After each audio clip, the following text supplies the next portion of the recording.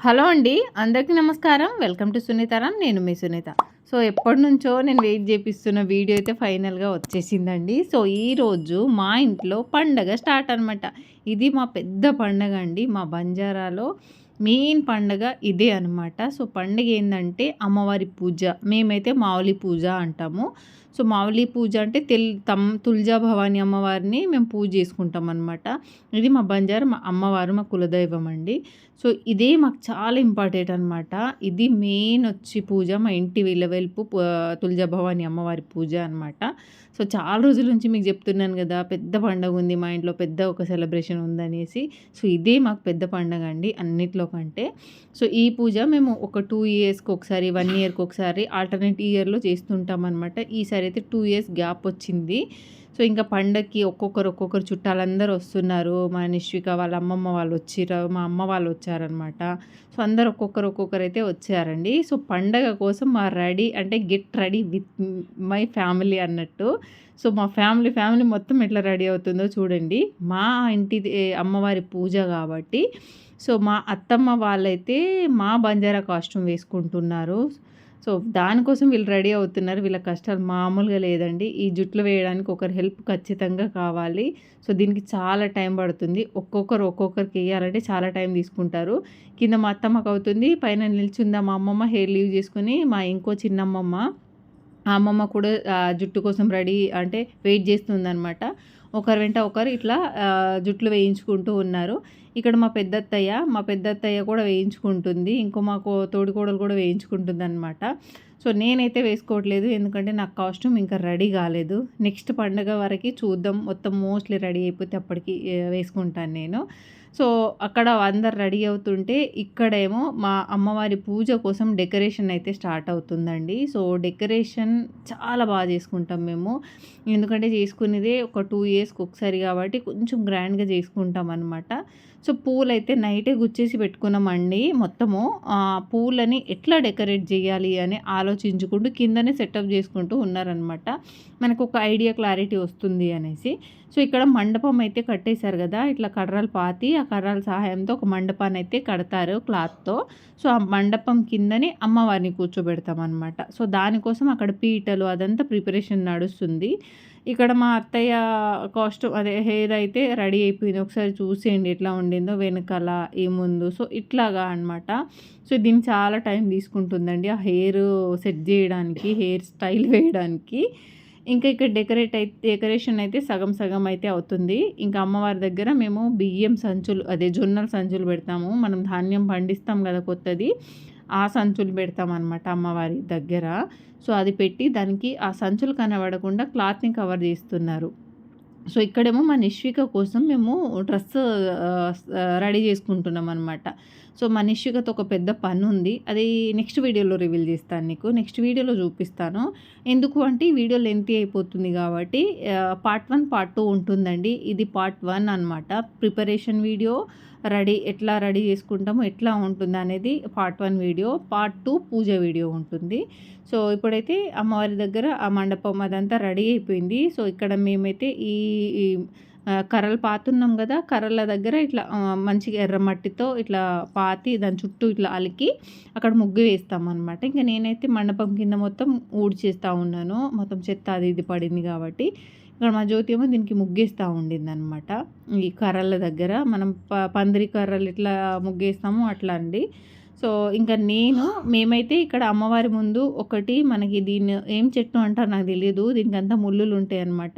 So, చెట్టుకి మేము పూలు పూయిస్తాం. న్యాచురల్ అప్పటికప్పుడే రెడీ అంటే రెడీ టు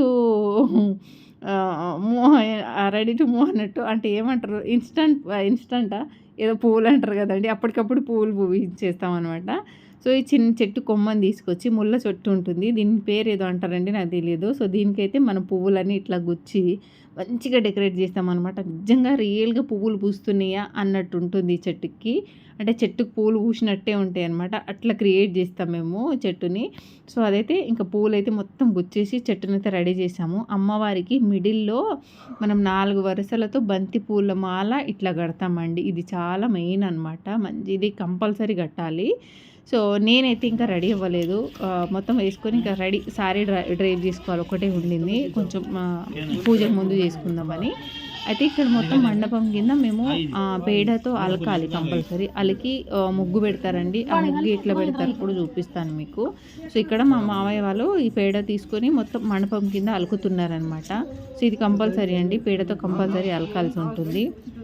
సో ఇంకా ఇట్లా ప్రిపరేషన్స్ అయితే ఇట్లా నడుస్తూ ఉన్నాయి. సో ఇంకా ఆ పేడ అలికిన తర్వాత మనకి చొప్ప దండు ఉంటుందన్నమాట. అంటే జొన్నలది ఒక కర్ర తీసుకొని ఆ కర్ర సహాయంతో ఇట్లా ముగ్గును వేస్తారండి. దానికి కూడా సైజు ఉంటుంది, ఆ సైజు ప్రకారమే వేస్తారు.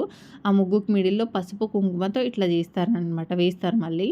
సో ఇక్కడ కుంకుమ వేస్తుంది మా నాన్న ఇంకా మా జ్యోతి వాళ్ళ నాన్న ఇద్దరు అనమాట.